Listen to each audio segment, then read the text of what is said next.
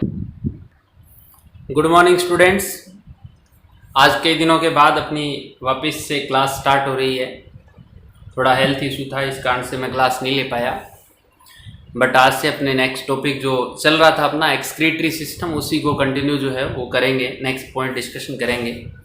बेटा इससे पहले का जो लास्ट वीडियो आप लोगों ने एक बार रिवाइज किया हो तो उसके अकॉर्डिंग मैंने आपको बताया था, आपका जो टॉपिक चल रहा था वो चल रहा था ह्यूमन किडनी। और इस किडनी की जो आपने यूनिट डिस्कशन की थी, और वो यूनिट थी आपके नेफ्रॉन। इस नेफ्रॉन की जो स्ट्रक्चर थी, उस स्ट्रक्चर का डिटेल आप लोगों ने डिस्कशन कर लिया था लास्ट वीडियो के अंदर। इसी स्ट्रक्चरल पॉइंट ऑफ नेफ्रॉन को मैं वापस एक बार आपके माइंड में रिप्रेजेंट कर रहा हूं कि किस टाइप से स्ट्रक्चर आपने बेसिकली देखी थी। इसमें आपने कहा कि सर इस नेफ्रॉन का जो फर्स्ट पोर्शन था, इस टाइप की स्ट्रक्चर जो थी वो वोमेन्स कैप्सूल था, फिर या इसको ग्लोमेरुलस नेम दिया था आप लोगों ने, और उसके जस्ट बाद में इस टाइप की स्ट्रक्चर ड्रॉ आपने कर रखी थी। लास्ट डायग्राम जो था आई थिंक यही था। इसमें आपने कहा कि सर ये जो पोर्शन है, ये जो पार्ट है वो है मेल पिजियन बॉडी। कौन सा पार्ट बताया था आप लोगों ने? मेल पिजियन बॉडी बताया था। और इसी मेल पिजियन बॉडी के अंदर आप लोगों ने कहा था कि सर इसी पार्ट के अंदर जो ब्लड कैपिलरीज जो होती है, जो आपकी किडनी के अंदर ब्लड को लेके आ रही है, मतलब जो आर्टरीज है, उनका एक नेटवर्क बनता है। वो नेटवर्क इस टाइप से इसमें था। तो इस कंप्लीट स्ट्रक्चर को आप लोगों ने मेल पिजियन बॉडी दिया था नेम, जिसमें से ये रेड कलर से जो मान लो ड्रॉ किया मैंने, इसका नेम दे सकते हो आप ग्लोमेरुलस। और ये जो डार्क कलर की स्ट्रक्चर है, ये कप लाइक स्ट्रक्चर जो आप लोगों को दिख रही होगी ये वाली, इस स्ट्रक्चर को आप लोग नेम देते हैं बोमेन्स कैप्सूल। उसके जस्ट बाद ये जो पूरा पोर्शन था, इस पूरे पोर्शन को आप लोगों ने नेम दिया था रीनल ट्यूब्यूल। यहां से लेकर ये जो कंप्लीट पार्ट था, इसको आपने नेम दिया था रीनल ट्यूब्यूल। और इसी रीनल ट्यूब्यूल में जो फर्स्ट पोर्शन था, इसको आपने नेम दिया था पीसीटी, प्रॉक्सिमल कॉन्वोलेटेड ट्यूब्यूल। उसके जस्ट बाद का ये जो हिस्सा आप लोगों को दिख रहा है, ये वी शेप स्ट्रक्चर जो ड्रॉ हो रही है, इस स्ट्रक्चर को आप लोगों ने नेम दिया था लूप ऑफ हेनले। इस लूप ऑफ हेनले में ये जो आर्म है, इसकी डिसेंडिंग आर्म है, और ये वाली जो आर्म है असेंडिंग आर्म है। इस असेंडिंग में भी थिन और थिक दोनों पार्ट होते हैं, बट अपने डायरेक्टली याद रखना है कि लूप ऑफ हेनले था। लूप ऑफ हेनले के जस्ट बाद की ये जो स्ट्रक्चर थी, ये कॉन्वोलेटेड ट्यूब्यूल है, इसको आप बोलते हैं डीसीटी, डिस्टल कॉन्वोलेटेड ट्यूब्यूल। और इसी डिस्टल कॉन्वोलेटेड ट्यूब्यूल के जस्ट बाद आप लोग इसको ऐसे मेंशन कर सकते हैं कि सर ये जो स्ट्रक्चर थी, ये आपकी है कलेक्टिंग ट्यूब्यूल्स। ये भी कलेक्टिंग ट्यूब्यूल, ये भी कलेक्टिंग ट्यूब्यूल, बट ये सब कलेक्टिंग ट्यूब्यूल के ज्वाइंट होने के बाद में आप लोगों के जो स्ट्रक्चर बनती है उसको बोलते हैं कलेक्टिंग डक्ट। क्या बोलते हैं बेटा? कलेक्टिंग डक्ट नेम देते हैं। और यही कलेक्टिंग डक्ट जो आप लोगों ने इस टाइप से डायग्रामेटिकली कहीं स्टडी किया होगा कि सर ये जो किडनी थी, ह्यूमन किडनी जो है, वो इस टाइप की स्ट्रक्चर थी, जिसमें आउटर पोर्शन को आप लोगों ने नेम दिया था कॉर्टेक्स रीजन, और इनर पार्ट को नेम दिया था मेडुला पार्ट। तो ये जो कलेक्टिंग डक्ट जो है, वो कलेक्टिंग डक्ट फर्दर ओपन होती है डक्ट ऑफ बेलोनी में, यानी मैं इसके आगे लिख देता हूं डक्ट ऑफ बेलेनी।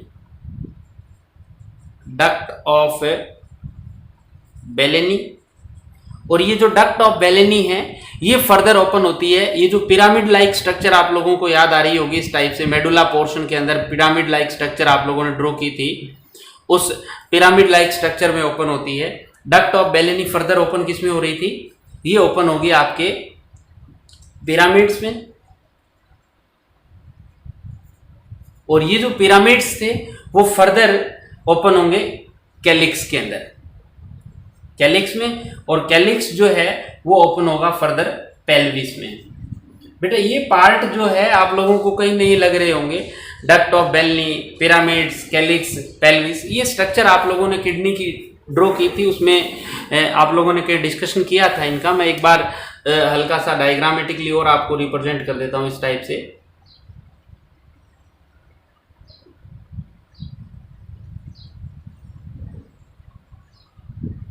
ये स्ट्रक्चर थे इस टाइप की, और इस स्ट्रक्चर में आप लोगों ने ये मेडुला पोर्शन के अंदर मेडुलरी पिरामिड्स जो थे उनका डिस्कशन किया था, और इन्हीं मेडुलरी पिरामिड्स जो है इन्हीं के बीच में ये आप लोगों ने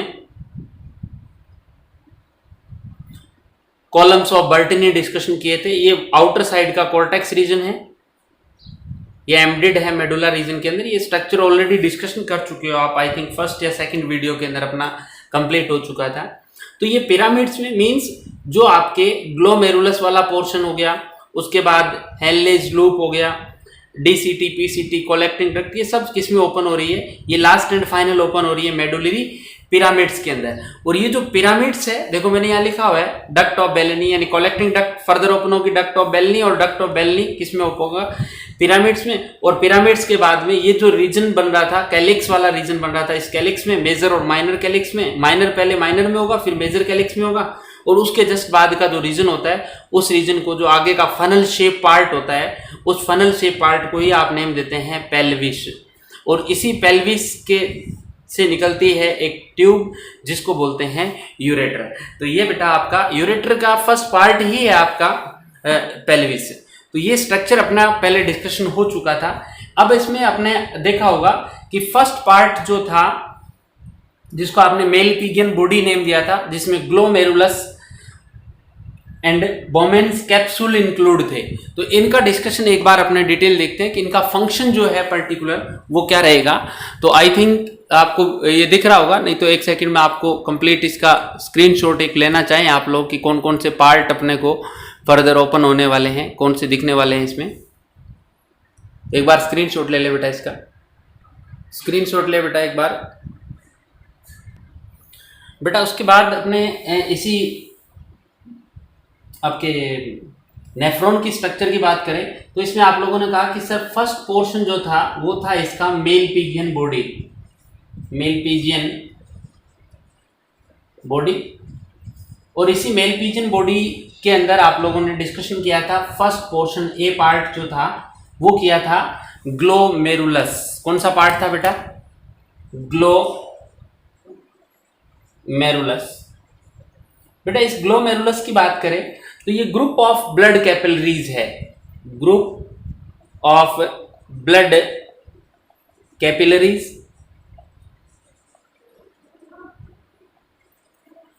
इसमें आप लोग कहेंगे कितनी ब्लड कैपिलरीज होती है? तो अप्रोक्स 50 ब्लड कैपिलरीज का एक ग्रुप होता है जिसको आप बोलते हैं ग्लोमेरुलस। और ये प्रेजेंट होता है आपके cortex region, cortex of kidney में मिलने वाला है, कॉर्टेक्स रीजन के अंदर मिलेगा। दूसरा, इस ग्लोमेरुलस में जो ब्लड कैपिलरीज होती है, इन ब्लड कैपिलरीज के अंदर आप लोगों को अल्ट्रापोर्स प्रेजेंट होते हैं। Ultra pore are present in blood capillaries which connected with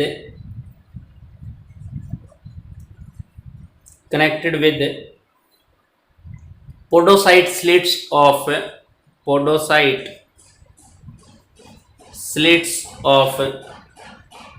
Bowman's capsule।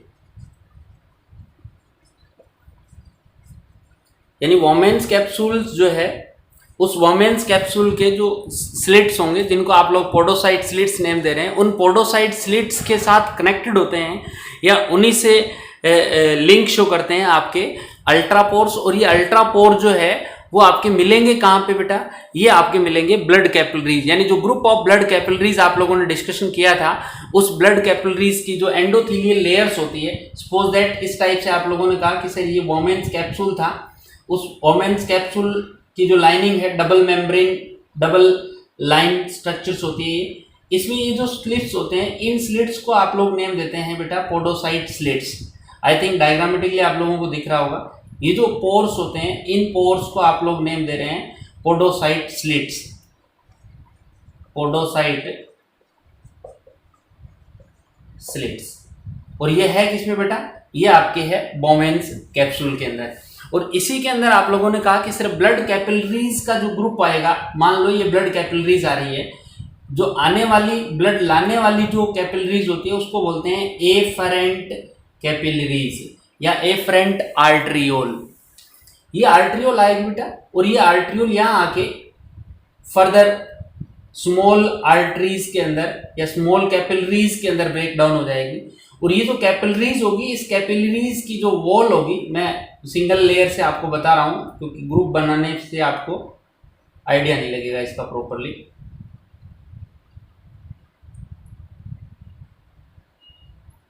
Suppose that ये नेटवर्क बना ब्लड कैपिलरीज का और ये वापस ब्लड को फर्दर ट्रांसफर कर दिया, तो ये जो कैपिलरी है इसको बोला इफरेंट कैपिलरीज। क्या बोला इसको बेटा आप लोगों ने, या इफरेंट आर्ट्रियोल आप लोगों ने नेम दिया। इनकी जो लाइनिंग है ये ब्लड कैपिलरीज, मैं यहाँ अलग से ड्रॉ कर देता हूँ, ये सपोज दैट ब्लड कैपिलरीज है।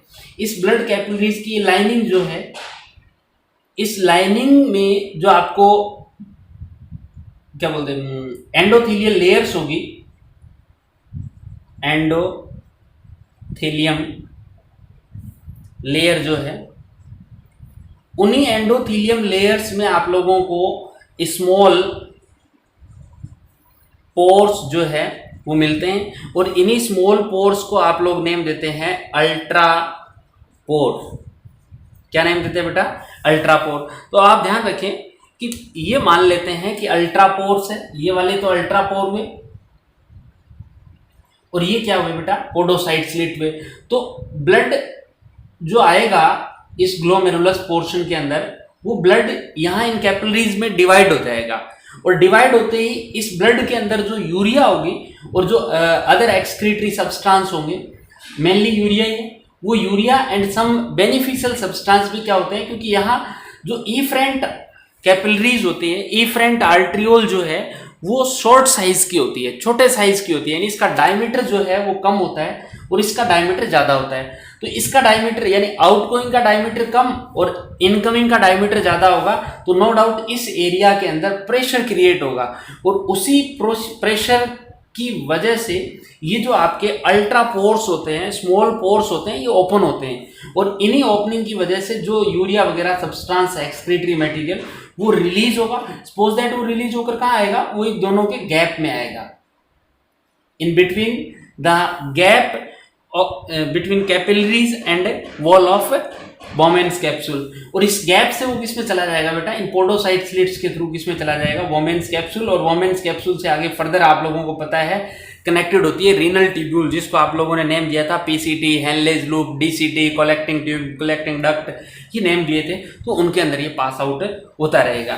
तो ये जो पार्ट है, ये जो ब्लैक कलर से यहाँ दिख रहा है, वो तो है ग्लोमेरुलस का पार्ट। और उस ग्लोमेरुलस पार्ट के अंदर आपने कहा कि अप्रोक्स ब्लड कैपिलरीज जो एफरेंट आर्ट्रियोल आ रही है, एफरेंट आर्ट्रियोल जो आ रही है, इस एफरेंट आर्ट्रियोल से फर्दर 50 ब्लड कैपिलरीज का ग्रुप बनता है, और उसी ग्रुप को आप बोलते हैं ग्लोमेरुलस। और ये जो ग्लोमेरुलस है वो वापस ये कैपिलरीज जो है वो ज्वाइंट होकर क्या बनाती है, एफरेंट आर्ट्रियोल की फॉर्मेशन कर रही है। एफरेंट का डायमीटर कम, एफरेंट का डायमीटर ज्यादा, यहाँ प्रेशर क्रिएट होगा, और उसी प्रेशर की वजह से ये जो आपकी ब्लड कैपिलरीज है, जिसकी लाइनिंग जो है, जिसमें एंडोथीलियम लेयर्स आप लोगों ने नेम दिया, और इसी एंडोथीलियम लेयर्स में स्मॉल पोर्स होते हैं जिनको बोलते हैं अल्ट्रा पोर्स। एंड इन्हीं अल्ट्रा पोर्स के थ्रू जो नेफ्रिक फिल्ट्रेट है वो यहाँ से निकलेगा और गैप में आएगा, और गैप से वो पोडोसाइट स्लिट्स के थ्रू किसमें चला जाएगा बेटा, बोमेन्स कैप्सूल में चला जाएगा। तो ये तो था आपका glomerulus region of Malpighian body. Second part आप लोग इसके साथ ही डिस्कशन कर लेते हैं। ये जो पार्ट आपको कप लाइक स्ट्रक्चर दिख रही है, जिसको आप बोलते हैं बोमेन्स कैप्सूल, इसकी डिस्कवरी करने का काम किया था एक साइंटिस्ट था विलियम बोमेन। और उसी विलियम बोमेन के नेम के बेस पे आप लोग इसको बोलते हैं बोमेन्स कैप्सूल। और इस बोमेन कैप्सूल जो है वो कप लाइक स्ट्रक्चर होती है, और इसकी स्ट्रक्चर जो है डबल मेम्ब्रेन्ड होती है। देखो डबल लेयर्ड है ये, और बीच में से होलो स्ट्रक्चर होती है, फिर ट्यूब्यूल के अंदर फर्दर ओपन होती है। और इसकी लाइनिंग जो होती है वो सिंपल स्क्वेमस एपिथेलियम से बनता है। ये लाइनिंग ऑफ दिस कैप्सूल, मैं यहाँ लिख देता हूँ बेटा, लाइनिंग जो है सिंपल स्क्वेमस एपिथीलियम जो है वो अपने को सिंपल स्क्वेमस एपिथीलियम मिलेगी, और इन सिंपल स्क्वेमस एपिथीलियम में आप लोगों को जो स्लिट्स मिलेंगे, जो पोर मिलेंगे, जिसका नेम क्या है, पोडोसाइट स्लिट्स है। और ये ही क्या करते हैं, ब्लड को फिल्टर करवा के और नेफ्रिक फिल्ट्रेट को रीनल ट्यूब्यूल में ले जाने का काम कर रहे हैं। तो ये आपका फर्स्ट पार्ट जो है इस नेफ्रॉन की स्ट्रक्चर का, या जो structural and functional unit of kidney की स्ट्रक्चर का फर्स्ट पार्ट, जिसको मेल पिगिन बॉडी नेम दिया, वो कंप्लीट होता है। हालांकि इसका डायग्रामेटिकली कंप्लीट डिटेल अपने पहले कर चुके थे, बट फिर भी मैंने इसका ईच पार्ट जो है कि कौन सा पार्ट क्या वर्क करेगा, क्योंकि फिजियोलॉजी में इजी हो जाएगा। जैसे आप लोग फिजियोलॉजी ऑफ एक्सक्रीशन करेंगे उसमें थोड़ा इजी रहेगा, इसलिए मैंने यहाँ डिस्कशन किया। एक बार आप इसका स्क्रीनशॉट ले बेटा। इसके बाद जो सेकंड पार्ट है आपका नेफ्रॉन का, वो था आपका रीनल ट्यूब्यूल। और इस रीनल ट्यूब्यूल में जो फर्स्ट पार्ट आप लोग डिस्कशन करेंगे वो करेंगे PCT का, यानी प्रॉक्सिमल कॉन्वोलेटेड ट्यूब्यूल। PCT या प्रॉक्सिमल कॉन्वोलेटेड ट्यूब्यूल। इस टाइप से आप लोगों ने लूप ऑफ हेनले डिस्कशन किया, और उस लूप ऑफ हेनले के जस्ट बाद का ये जो पोर्शन था, बोमेन्स कैप्सूल के जस्ट पास वाला और लूप ऑफ हेनले के जस्ट अपर साइड का जो पोर्शन था, इसी का नेम है PCT। बेटा इस PCT की खास बात यह है कि इसमें आप लोगों को simple cuboidal brush border epithelium जो है मिलती है। कौन सी बेटा? Simple cuboidal brush border epithelium. और सिंपल सी बात है कि जब ब्रश बॉर्डर एपिथीलियम होगी तो इसका मेन फंक्शन जो है बेटा वो क्या रहेगा? मेन फंक्शन जो है वो रहेगा रीएब्जॉर्प्शन का। कौन क्या रहेगा बेटा? रीएब्जॉर्प्शन जो है वो मेनली ये पार्ट जो है वो करता है। यानी ये कह रहा है कि नेफ्रिक फिल्ट्रेट का अप्रोक्स 70 to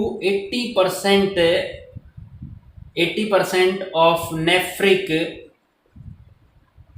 फिल्ट्रेट जो है, नेफ्रिक फिल्ट्रेट का मीनिंग था कि बेटा यहाँ जो ग्लोमेरुलस एंड वोमेन्स कैप्सूल के अंदर जो फिल्ट्रेशन हुआ था, उस फिल्ट्रेशन को टोटल मटेरियल फिल्टर्ड होता है, उसका नेम है नेफ्रिक फिल्ट्रेट। और उस नेफ्रिक फिल्ट्रेट का अप्रोक्स 70 to 80% पार्ट जो है वो रीएब्जॉर्ब होता है। कौन से पार्ट के अंदर? इसी PCT वाले पोर्शन के अंदर रीएब्जॉर्ब हो जाता है। क्यों होता है? क्योंकि PCT की जो लाइनिंग है, यानी इस ट्यूब्यूल की जो लाइनिंग है, इस लाइनिंग में आप लोगों को क्यूबॉइडल एपिथेलियम मिलती है, और क्यूबॉइडल एपिथेलियम पे आपको माइक्रोविलाइज प्रेजेंट होती है। इस वजह से आप कह सकते हैं कि ये ब्रश बॉर्डर माइक्रोविलाइज होती है, क्यूबॉइडल एपिथेलियम होती है, और इस वजह से रीएब्जॉर्प्शन जो है वो अप्रोक्स 70 to 80% टोटल का यही हो जाता है। और इसमें नंबर ऑफ माइटोकॉन्ड्रिया, क्योंकि ये वर्क ज़्यादा कर रही है, इट मीन्स इसमें नंबर ऑफ माइटोकॉन्ड्रिया जो है, नंबर ऑफ माइटोकॉन्ड्रिया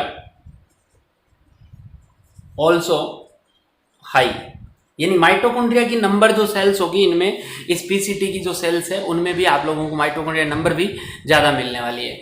इस पार्ट में किस किस का रीअब्जॉर्प्शन होगा? ये कह रहा है कि अप्रोक्स ग्लूकोज जो है, ग्लूकोज, क्योंकि इस फिल्ट्रेशन के टाइम में यहाँ ग्लूकोज जो नेफ्रिक फिल्ट्रेट में आ जाता है, उस ग्लूकोज का 100% रीअब्जॉर्प्शन कौन से पार्ट में हो जाएगा? आपके इसी PCT वाले पोर्शन के अंदर हो जाएगा। वाटर जो है उसका अप्रोक्स 80% पार्ट इसमें रीअब्जॉर्प्शन हो जाएगा। ध्यान रखें बेटा, वाटर जो है उस वाटर का रीअब्जॉर्प्शन किस पार्ट में हो रहा है? PCT में। ये without effect of ADH hormone, without ADH हो रहा है। बेटा एक ध्यान रखें थोड़ा सा, एक हार्मोन आता है अपने पिट्यूटरी ग्लैंड के जो पोस्टीरियर पार्ट है, उस पोस्टीरियर पार्ट से रिलीज होने वाला, वैसे तो हाइपोथैलेमस का है, बट ये जो ADH हार्मोन है, जिसको आप एंटी डाययूरेटिक हार्मोन या फिर वैसोप्रेसिन हार्मोन भी नेम देते हैं, ये ADH हार्मोन जनरली क्या करेगा? जो DCT पार्ट है, यानी इस रीनल ट्यूब्यूल में पहला पीसीटी, फिर हेनलेज लूप, उसके बाद डीसीटी वाला जो पोर्शन था, डीसीटी वाला, उस डीसीटी पार्ट पे इस एडीएच हार्मोन का इफेक्ट पड़ता है और उसकी वजह से वाटर का रीएब्जॉर्प्शन होता है। बट आपने कहा सिर्फ पीसीटी वाले पोर्शन में भी वाटर का रीएब्जॉर्प्शन होगा, बट ये जो वाटर का रीएब्जॉर्प्शन है वो विदाउट इफेक्ट ऑफ एडीएच होगा, यानी एडीएच का इसमें कोई रोल नहीं है वाटर के रीएब्जॉर्प्शन में in PCT portion of renal tubule. इसका मतलब ये जो वाटर का रीएब्जॉर्प्शन है, इस रीएब्जॉर्प्शन को बोलते हैं ऑब्लिगेटरी वाटर रीएब्जॉर्प्शन। क्या बोलते हैं बेटा? Obligatory water reabsorption. क्यों बोलते हैं? Because this absorption of water is not control in ADH hormone, ADH hormone के कंट्रोल में नहीं है। तो वाटर का अप्रोक्स 80% है, इसके अलावा ग्लूकोज का 100% जो है रीअब्जॉर्प्शन हो जाएगा। इसके अलावा कुछ सॉल्ट्स है जैसे सोडियम क्लोराइड है, सोडियम बाइकार्बोनेट्स है, इनका रीअब्जॉर्प्शन भी हो जाता है। इसके अलावा आप ये कह सकते हैं कि सर इसके अंदर जो vitamin C and vitamin A का रीअब्जॉर्प्शन भी हो जाएगा। मैं देखो रीअब्जॉर्प्शन वाले में एक तो लिख दिया ग्लूकोज, सेकंड लिख दिया वाटर, थर्ड में इधर लिख देता हूं। ये छोटे छोटे पार्ट है बेटा, जब आप रीड करोगे तो सब मिलेंगे आप लोगों को। विटामिन सी एंड ए का रीअब्जॉर्प्शन भी किस पार्ट में हो जाएगा? पीसीटी वाले पोर्शन के अंदर हो जाएगा। और इसके अलावा आप ये कह सकते हैं कि ये जो पीसीटी वाला पोर्शन है इसमें, क्योंकि आप लोगों ने कहा कि सॉल्ट्स भी होते हैं जैसे सोडियम क्लोराइड NaCl का रीअब्जॉर्प्शन है, सोडियम बाइकार्बोनेट जो है NaHCO3 जो है, सॉरी HCO3 जो माइनस है उसका भी रीअब्जॉर्प्शन है। तो इनका रीअब्जॉर्प्शन होना, वाटर का रीअब्जॉर्प्शन होना means salt and water both का रीअब्जॉर्प्शन हो रहा है। इट मींस पीसीटी पोर्शन जो है वो ज्यादातर आइसोटोनिक कंडीशन मेंटेन करता है। कौन सी कंडीशन? इसमें अपने लिख सकते हैं नोट डाल के, note isotonic conditions are maintained in PCT वाले पोर्शन में आइसोटोनिक कंडीशंस जो है वो मेंटेन्ड रहती है, because this part of renal tubule reabsorb glucose approx 100%, water at 80% without effect of ADH. इसके अलावा विटामिन सी एंड ए, इसके अलावा आपके sodium chloride and sodium bicarbonates जो है उनका रीअब्जॉर्प्शन होता है। इस कारण से आप ये कह सकते हैं कि जो पीसीटी वाला पोर्शन है इसमें फ्लूइड की पीएच जो है वो और उसका आयनिक बैलेंस जो है वो ज़्यादातर मेंटेन्ड रहता है, इसमें किसी टाइप की कोई प्रॉब्लम नहीं आती। तो ये आपका पीसीटी पोर्शन हुआ रीनल ट्यूब्यूल का। सेकेंड पार्ट अभी डिस्कशन करेंगे अपने लूप ऑफ हेनलेज। तो एक बार बेटा आप इसका स्क्रीनशॉट लेना चाहें तो स्क्रीनशॉट लें।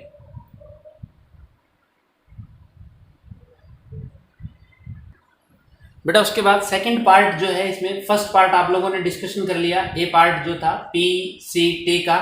सेकंड पोर्शन अपने जो डिस्कशन कर रहे हैं वो कर रहे हैं loop of Henle, loop of Henle's.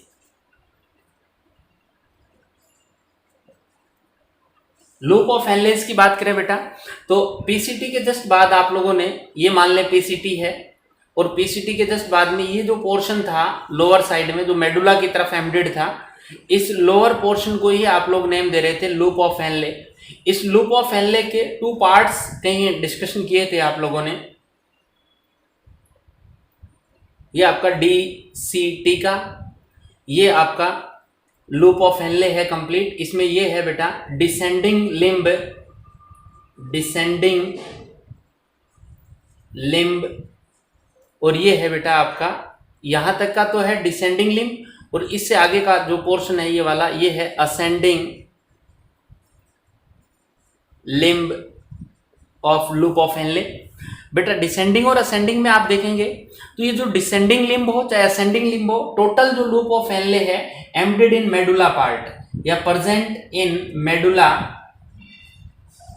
Of kidney, medulla part में मिलेगा। दूसरा इसने कहा कि ये जो डिसेंडिंग लिम्ब है, इस डिसेंडिंग लिम्ब की जो लाइनिंग है वो सिंपल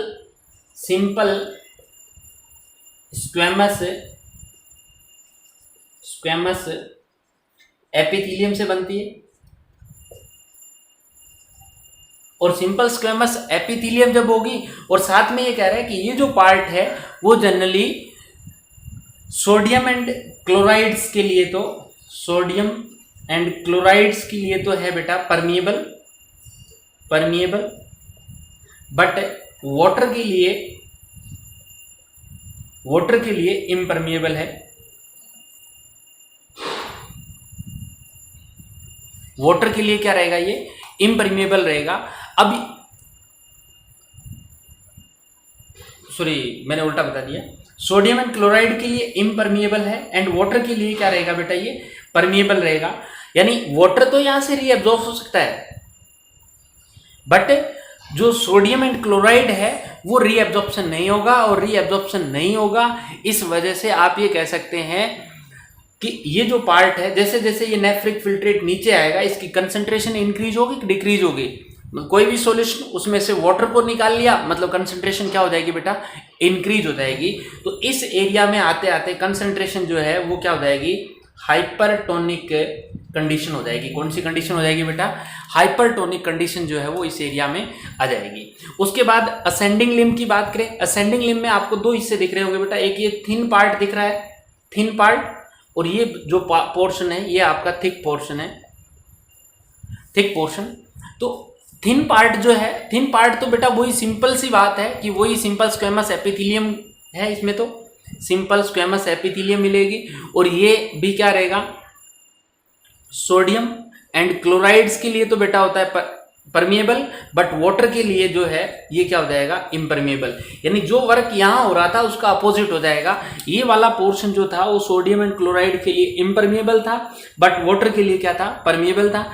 इस एरिया में आते ही, यानी जो असेंडिंग लिम्ब है, अपर जाने वाला जो लिम्ब है, इस अपर जाने वाले लिम्ब के अंदर थिन पार्ट जो है वो सिंपल स्क्वेमस एपिथेलियम, और ये सोडियम एंड क्लोराइड्स के लिए तो क्या हो जाएगा बेटा, सोडियम एंड क्लोराइड्स के लिए परमिएबल, बट वाटर के लिए क्या हो जाएगा, इम्परमिएबल हो जाएगा। और जैसे जैसे वाटर के लिए इम्परमिएबल हो जाएगा, सॉल्ट्स को निकालते जाएंगे, कंसंट्रेशन वापस क्या होती जाएगी, डिक्रीज होता है। ये मतलब हाइपोटोनिक कंडीशन जो है वो अपने को मिलती रहेगी।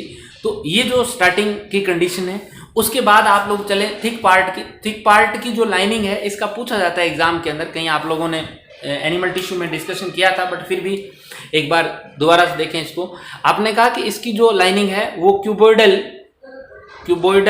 एपिथेलियम है। क्या है बेटा, एपिथेलियम कौन सी मिलेगी इसमें, थिक पार्ट के अंदर आपके क्यूबोइडल एपिथेलियम मिलेगी। और इस क्यूबोइडल एपिथेलियम के अंदर जो थिक पार्ट है, इसमें सोडियम एंड क्लोराइड के लिए परमिएबल हो जाएगा, और वाटर के लिए क्या हो जाएगा, इम्परमिएबल। कंडीशन सेम रहेगी, permeable for sodium and chlorides और इम्परमिएबल फॉर वाटर। तो इसका मतलब जैसे जैसे अपर जाओगे, यहाँ आते आते कंडीशन वापस क्या हो जाएगी, हाइपोटोनिक हो जाएगी बेटा। यहाँ तो क्या थी, हाइपरटोनिक कंसंट्रेशन बढ़ रही थी अंदर वाले की, और यहाँ जाते जाते कंसंट्रेशन वापस क्या हो जाएगी, डिक्रीज हो जाएगी। तो ये आपका जो हेनलेज लूप जो था उसका डिटेल, जिसमें डिसेंडिंग लिम्ब और असेंडिंग लिम्ब। डिसेंडिंग जो था उसकी lining simple squamous epithelium, sodium and chloride के लिए इम्परमिएबल, वाटर के लिए परमिएबल था। जबकि जो असेंडिंग लिम्ब है वो सोडियम एंड क्लोराइड के लिए इम्परमिएबल, बट वाटर के लिए क्या है बेटा, परमिएबल है। सॉरी, सोडियम क्लोराइड के लिए परमिएबल और वाटर के लिए क्या है, इम्परमिएबल है। इसलिए कंसंट्रेशन ऊपर जाते जाते वापस से कम होती जाएगी। तो ये आपका लूप ऑफ हेनले हुआ। खास बात यह है कि इस लूप ऑफ हेनले में सबसे कम रीएब्जॉर्प्शन होता है। Minimum reabsorption takes place in ascending limb of, इसको थोड़ा सा नोट कर ले आप लोग, मिनिमम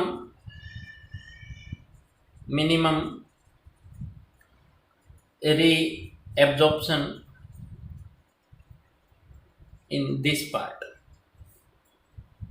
इस पार्ट में सबसे कम रीएब्जॉर्प्शन की प्रोसेस होगी। तो एक बार बेटा आप इसका स्क्रीनशॉट लें लूप ऑफ हेनले का, उसके बाद अपने जो नेक्स्ट पार्ट है इसका उसका डिस्कशन करेंगे। बिल्कुल स्क्रीनशॉट लें बेटा। इसके बाद थर्ड पार्ट जो है वो आपका आता है डीसीटी, डिस्टल कन्वॉल्यूटेड ट्यूब्यूल। बेटा इसकी लाइनिंग जो है वो क्यूबोइडल एपिथेलियम होती है, क्यूबोइडल एपिथेलियम। और खास बात यह है कि ये जो क्यूबोइडल एपिथेलियम है और ये जो डीसीटी पोर्शन है वो आपका कॉर्टेक्स रीजन के अंदर मिलने वाला है, यानी किडनी का जो कॉर्टेक्स पार्ट है उसमें अपने को मिलने वाला है। इस पोर्शन के अंदर आप लोगों को सोडियम क्लोराइड, बाइकार्बोनेट, वाटर, इनका क्या होगा, रीएब्जॉर्प्शन होगा। और अप्रोक्स वाटर का रीएब्जॉर्प्शन कई बार एग्जाम में पूछा जाता है, 10 to 12% वाटर रीएब्जॉर्प्शन होता है। ये वाटर रीएब्जॉर्प्शन है बाय द इफेक्ट या in the control of ADH hormone. ADH hormone जो मैंने अभी आपको बताया था, उस एडीएच हार्मोन या वेसोप्रेसिन हार्मोन के कंट्रोल में होता है, इसलिए इस वाटर रीएब्जॉर्प्शन को आप बोलते हैं facultative water reabsorption, facultative water reabsorption. और उसको क्या बोल रहे थे, जब वो टीसीटी वाले पोर्शन के अंदर विदाउट एडीएच इफेक्ट से वाटर रीएब्जॉर्प्शन हो रहा था तो उसको आप बोल रहे थे ऑब्लिगेटरी, और यहाँ आप इसको क्या नेम दे रहे हैं बेटा, इसको बोल रहे हैं फैकल्टेटिव। इसके अंदर जो मीडियम रहता है वो हाइपोटोनिक मीडियम ही रहेगा। हाइपोटोनिक क्यों रहेगा, क्योंकि सॉल्ट्स का भी हो रहा है, और इसके अलावा यदि आप बात करें सॉल्ट के अलावा यदि आप रीएब्जॉर्प्शन की बात करें तो आप ये कह सकते हैं कि सॉल्ट के अलावा सर इसमें वाटर का रीएब्जॉर्प्शन हो रहा है, दोनों का रीएब्जॉर्प्शन हो रहा है, इसलिए मीडियम की पीएच पे कोई इफेक्ट नहीं पड़ेगा। इसके अंदर ज़्यादातर आप लोगों को हाइड्रोजन आयन्स है, पोटेशियम आयन है, और इसके अलावा HCO3 माइनस आयन जो है इनका सिक्रीशन भी होता है, सिक्रीशन जो है वो भी इस रीजन के अंदर होगा। और जनरली ये क्या करता है, ब्लड की पीएच और आयनिक बैलेंस करने का काम जो है वो पीएच एंड आयनिक बैलेंस का काम जो है वो ये पार्ट करने वाला है। तो ये जो डीसीटी वाला पोर्शन है, इस डीसीटी वाले पोर्शन के अंदर सिर्फ इतना ही है, अपने को याद रखना है कि किसका रीअब्जॉर्प्शन हो रहा है, वाटर का कितना है, वाटर वाला किसके इफेक्ट में हो रहा है, फैकल्टेटिव। ध्यान रखें बेटा, कई बार क्या होता है कि वाटर का जो रीअब्जॉर्प्शन है वो एडीएच की प्रेजेंस में हो रहा है। जैसे ही आप लोग कॉफ़ी चाय वगैरह अर्ली मॉर्निंग ले लेते हैं तो उसकी वजह से क्या होता है, एडीएच का सिक्रीशन कम हो जाता है, और जैसे एडीएच का सिक्रीशन कम होगा इट मीन्स आपका ये जो रीनल ट्यूब्यूल में डीसीटी वाला पोर्शन है वहां से वाटर का रीअब्जॉर्प्शन भी कम होगा, और वाटर का रीअब्जॉर्प्शन कम होगा मीन्स यूरिन फॉर्मेशन ज़्यादा होगी, यूरिन फॉर्मेशन ज़्यादा होगी इट मीन्स आपको बार बार मिक्चुरेशन के लिए जाना पड़ेगा।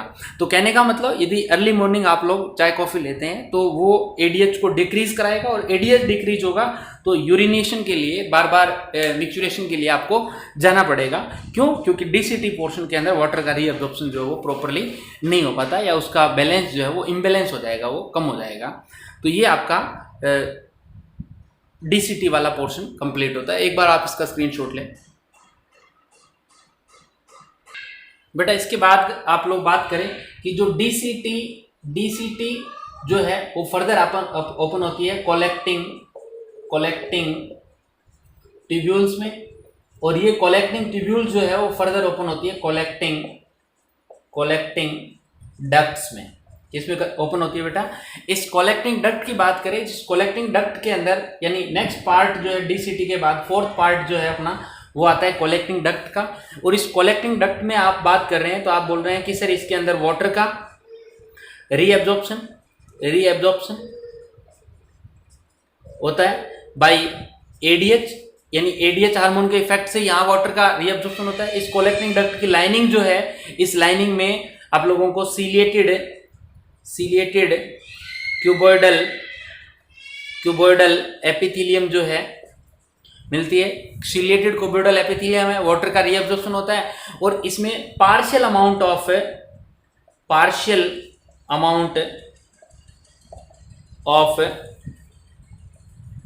ऑफ यूरिया जो है उसका भी रीअब्जॉर्प्शन होता है बेटा। हालांकि यूरिया को बाहर निकालना चाहिए अपनी बॉडी से, but partial amount of urea का रीअब्जॉर्प्शन हो रहा है for balancing the pH of blood की पीएच को बैलेंस करने के पॉइंट ऑफ व्यू से आप क्या करते हैं, यूरिया का रीअब्जॉर्प्शन करवाते हैं किसके अंदर, कलेक्टिंग डक्ट के अंदर। बट वाटर का रीअब्जॉर्प्शन यहाँ एडीएच की प्रेजेंस में होगा। अब वाटर रीअब्जॉर्ब होगा इट मीन्स जो कंसंट्रेटेड यूरिन, या फिर आप यूँ बोल सकते हैं कंसंट्रेटेड यूरिन या यूरिया फॉर्म्ड, या इसका जो फिल्ट्रेट है वो हाइपरटोनिक वाला होगा। कैसा होगा? हाइपरटोनिक। क्योंकि अभी डीसीटी में आपने कहा कि इसे डीसीटी के अंदर तो मतलब हाइपोटोनिक कंडीशन ही रहती है, मतलब असेंडिंग लिम्ब की जो कंडीशन थी वही रहती है, क्योंकि यहाँ वाटर सॉल्ट दोनों का रीअब्जॉर्प्शन हो रहा था। इस एरिया में आपने कहा सिर्फ वाटर का रीअब्जॉर्प्शन हो रहा है, सॉल्ट का नहीं हो रहा। इट मीन्स यहाँ कंडीशन कौन सी हो जाएगी? हाइपरटोनिक हो जाएगी, कंसंट्रेशन जो है वो ज़्यादा हो जाएगी। इसके जस्ट बाद आप बात करें इस कलेक्टिंग ट्यूब्यूल वाले में, तो इसमें आप लोगों को एक सिक्रीशन मिलेगा। किसका सिक्रीशन मिलेगा? पोटेशियम एंड हाइड्रोजन आयन का सिक्रीशन भी किस एरिया के अंदर होगा? इस कलेक्टिंग डक्ट वाले रीजन के अंदर होने वाला है। और यही कलेक्टिंग डक्ट फर्दर जो है वो 5th नंबर पे किस पार्ट के अंदर जाकर ओपन होगी बेटा? वो आपकी होगी डक्ट ऑफ बेलेनी में, बेलेनी में जाकर ओपन होगी। और डक्ट ऑफ बेलेनी जो है वो फर्दर आप लोगों के पेल्विस में जाकर ओपन होने वाली है। तो एक बार बेटा आप इसका स्क्रीनशॉट ले लें। ये जो रीनल पार्ट जो था, रीनल ट्यूब्यूल पार्ट जो था लूप ऑफ हेनले का, सॉरी नेफ्रॉन का, वो अपना कंप्लीट होता है। आपने देखा होगा कि ये जो मैंने अभी नेफ्रॉन की स्ट्रक्चर बताई, इसमें कहा कि कुछ पोर्शन इसका कॉर्टेक्स रीजन के अंदर था, फिर ये मेडुला में गया, वापस कॉर्टेक्स में गया, फिर मेडुला में जाएगा। तो ये जो कॉर्टेक्स मेडुला जो है, यानी ये जो नेफ्रॉन है एक्चुअल में उसका मैक्सिमम पार्ट किस पार्ट में है, कौन सी स्ट्रक्चर में है, चाहे वो कॉर्टेक्स में हो चाहे वो मेडुला में हो, तो उस बेस पे नेफ्रॉन को भी आप लोग अलग अलग ग्रुप में डिवाइड करेंगे। बट एक बार आप इसका स्क्रीनशॉट लें, फिर अपने आगे चलेंगे। बेटा नेक्स्ट है types of nephron. Types of nephrons जो है बेटा, आप लोग किस बेस पे नेफ्रॉन के टाइप कर रहे हो? On the basis of location, यानी किडनी में उनकी लोकेशन क्या है, उनकी स्ट्रक्चर कैसी है, और उनको ब्लड सप्लाई जो है वो कैसी है, उस बेस पे आप लोग नेफ्रॉन के टाइप बता रहे हैं। इसके 2 टाइप्स हैं, मैं डायरेक्टली यहाँ क्लासीफाई करके लिख रहा हूँ। एक होता है कॉर्टिकल नेफ्रॉन, दूसरा आपका है जक्स्टा ग्लोमेरुलर नेफ्रॉन। बेटा जक्स्टा ग्लोमेरुलर नेफ्रॉन और कॉर्टिकल नेफ्रॉन में डिफरेंस क्या है? थोड़ा सा पार्शियली पहले यहाँ देखें। आप लोगों ने इस टाइप से स्ट्रक्चर ड्रॉ की थी किडनी की। आपने कहा सर इसका अप्रोक्स ये जो पोर्शन था, आउटर पोर्शन, ये कॉर्टेक्स रीजन था और ये जो था मेडुला रीजन था। मान लो कि कोई नेफ्रॉन है आपके और वो नेफ्रॉन इस टाइप से प्रेजेंट है,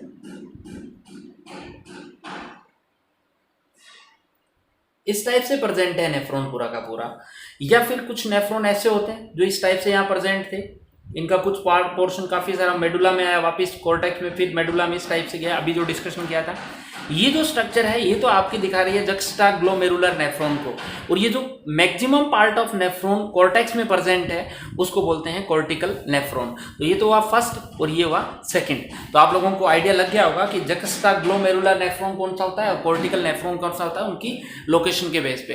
यदि आप इसका एक शॉर्ट स्क्रीनशॉट लेना चाहें तो देखें, आप लोग ले लें।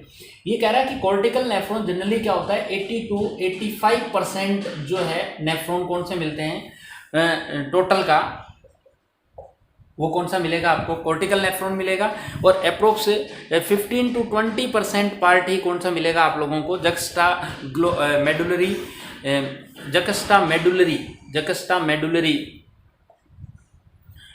नेफ्रॉन जो है वो मिलने वाला है। दूसरा पॉइंट ये जो डिस्कशन कर रहा है इसके अंदर, ये कह रहा है कि इस कॉर्टिकल नेफ्रॉन के अंदर लूप ऑफ हेनले जो है या तो एब्सेंट होगा या फिर हाईली रिड्यूस्ड होता है, यानी इसमें लूप ऑफ हेनले ना के बराबर होता है, या तो रिड्यूस होगा या एब्सेंट हो सकता है। यानी ये मेडुला में एम्बेडेड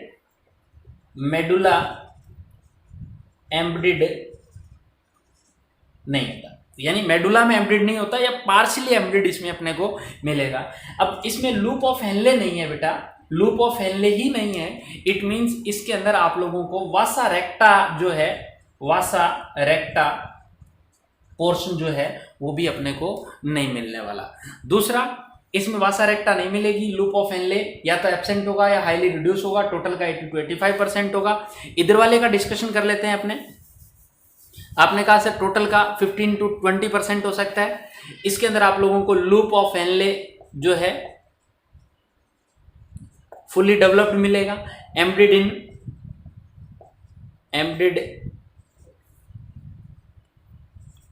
इन मेडुला में एम्बेडेड भी मिलेगा।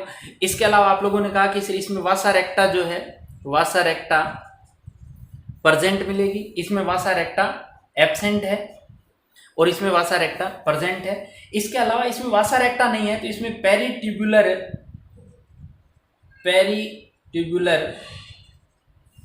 कैपिलरी जो है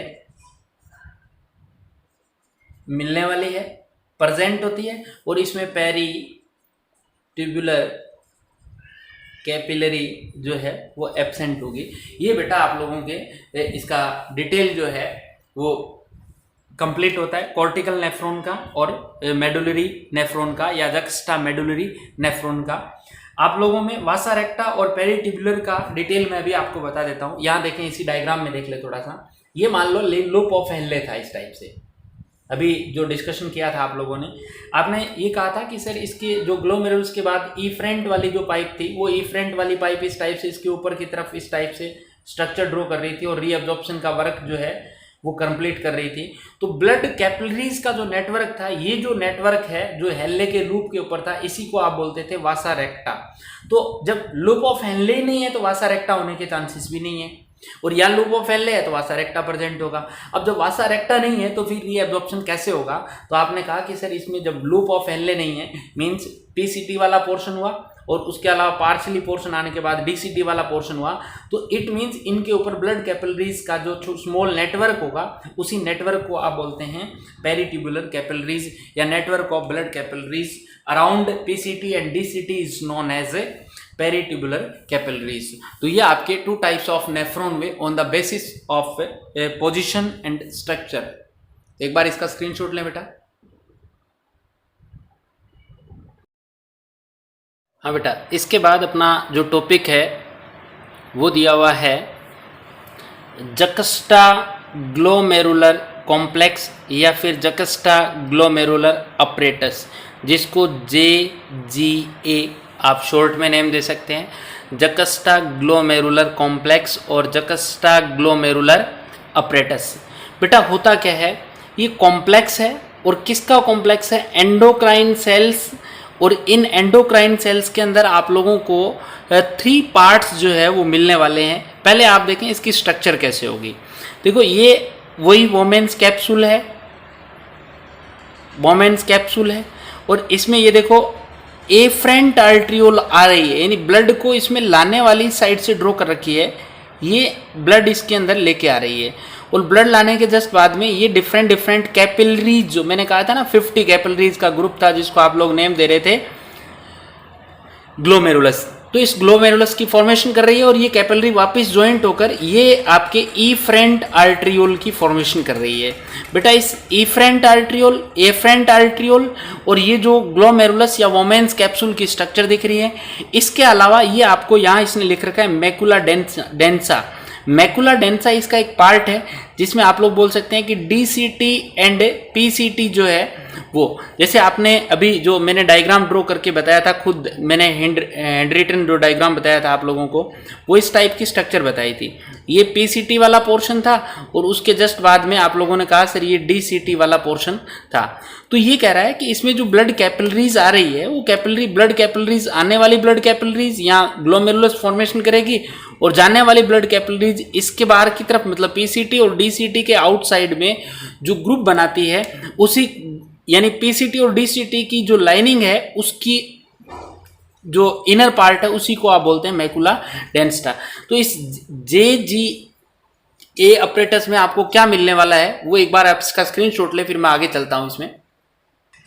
हाँ देखिए बेटा, इसमें आप लोगों ने कहा कि इसमें 3 पार्ट्स मिलने वाले हैं। 3 पार्ट्स में एक तो आपको मिलेगा जक्स्टा ग्लोमेरुलर सेल्स, सेकंड मिलेगा मैकुला डेंसा, और थर्ड जो है लेसिस और पॉल्किसन सेल्स या मीजेनग्लियल सेल्स जो है वो मिलने वाली है। अब देखें इसमें आपको कौन कौन से पार्ट है, जिसमें सबसे पहले पार्ट इसमें डिस्कशन किया है मैकुला डेंसा का। मैकुला डेंसा क्या है?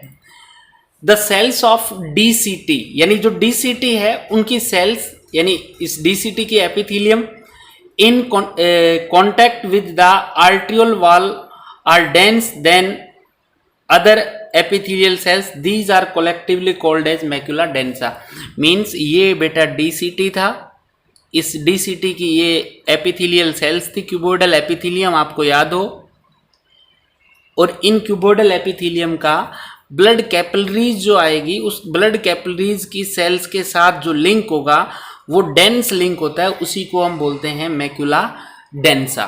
तो this is the link between cells of DCT and cells of a arteriolar, means blood capillaries की जो वॉल है उनका और DCT की सेल्स का लिंक जो है उसी को बोलते हैं मैक्यूला डेंसा।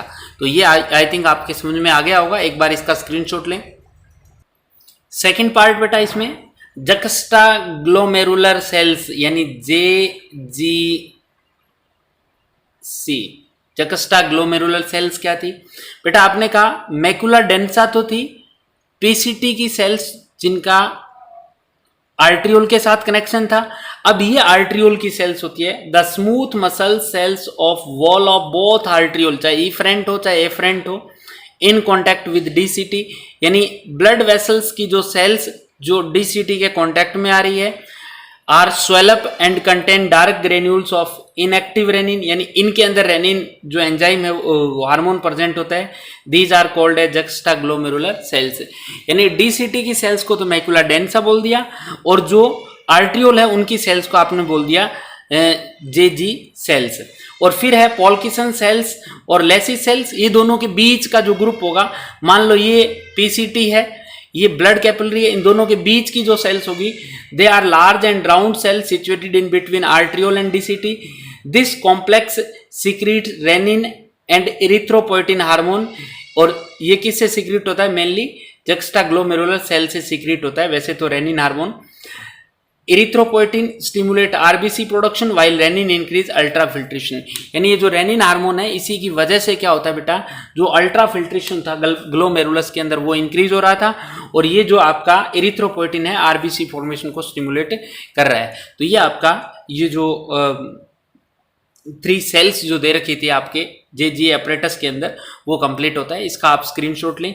इसके बाद आप सेकेंड पार्ट जो है वो डिस्कशन करेंगे बेटा। इसके बाद बात करते हैं आप लोग जो ह्यूमन एक्सक्रीटरी सिस्टम था उसमें फर्स्ट पार्ट आप लोगों ने लिखा था किडनी का, और सेकंड पार्ट है इसका यूरेटर का।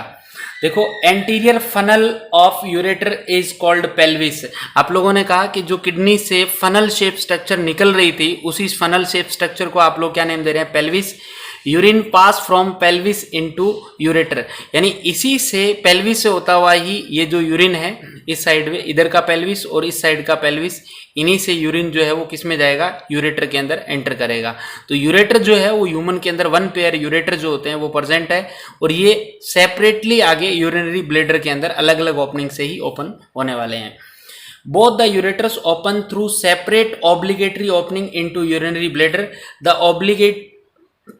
obliquity of the opening prevent the back flow, यानी ये obliquity मीन्स ये तिरछे ओपन होते हैं और इसी की वजह से बैक फ्लो जो है वो यूरिन का इसमें नहीं होता।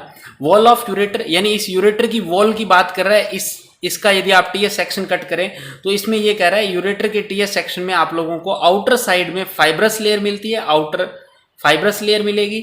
मिडल वाली जो लेयर रहेगी वो आपकी मस्कुलर लेयर रहेगी, और इसकी इनर मोस्ट जो लेयर रहेगी वो म्यूकस मेम्ब्रेन, ये म्यूकस है, ये फाइब्रस है, और ये इसकी बीच की यानी इतनी मोटी थिक होती है, और इसके अंदर ये जो इसका ल्यूमेन जो है कैविटी जो है वो मिलने वाली है, जिसके थ्रू यूरिन जो है वो यूरिनरी ब्लेडर में पास आउट होता है। तो ये यूरेटर है। यूरेटर का भी एक आप स्क्रीनशॉट ले ले बेटा।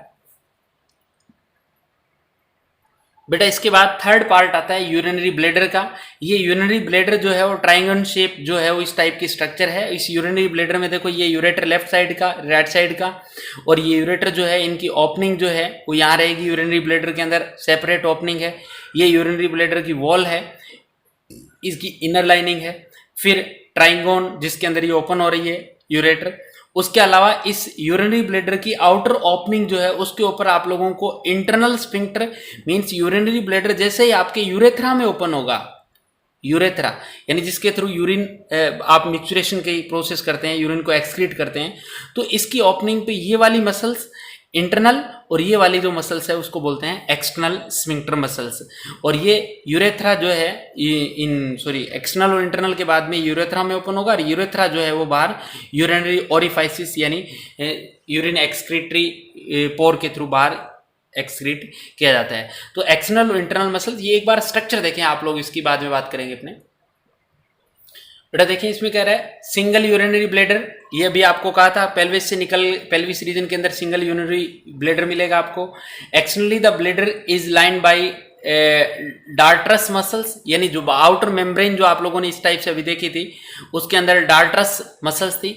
It is involuntary in nature while internally the bladder is lined by the transitional epithelium और यूरोथीलियम। बेटा इसकी ये तो थी मसल्स और इसकी अंदर लाइनिंग, इनर वाली लाइनिंग थी तो वो थी आपकी transitional epithelium.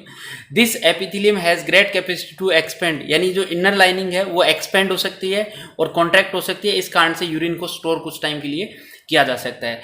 Lower part of bladder is called trigone in which, यानी इस वाले एरिया में आप लोगों ने अभी डायग्रामेटिकली देखा था ट्राइंगन, और उसी ट्राइंगन के अंदर टू यूरेटर्स जो थे वो आके ओपन हो रहे थे। वॉल ऑफ ब्लैडर की बात करें, विसरल पेरिटोनियम आउटर मेम्ब्रेन है इसकी, capsular coat made up of collagen fibres का कोट बना होता है इसका। मस्कुलर लेयर, इसके अंदर मसल्स प्रेजेंट होती है और thick layer in which circular muscles and circular muscles more amount में होगी। इसके अलावा ट्रांजिशनल एपिथेलियम जो इसकी इनर लाइनिंग है, it is divided of basement membrane so stretchable, और ये क्या होती है बेटा इसमें बेसमेंट मेम्ब्रेन नहीं होती, इस वजह से ये स्ट्रेचेबल भी होती है।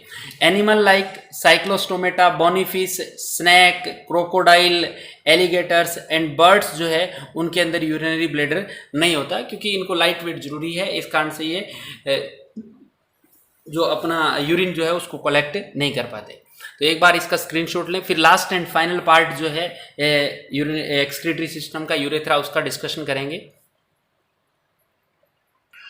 बेटा लास्ट पार्ट है यूरेथ्रा, और यूरेथ्रा की बात करें यानी यूरिनरी ब्लैडर जो था, इस ब्लैडर में जो यूरिन कलेक्ट हो गया था उस यूरिन को बॉडी से बाहर एलिमिनेट करने वाला जो पाथ है उस पाथ को ही आप लोग नेम दे रहे हैं यूरेथ्रा।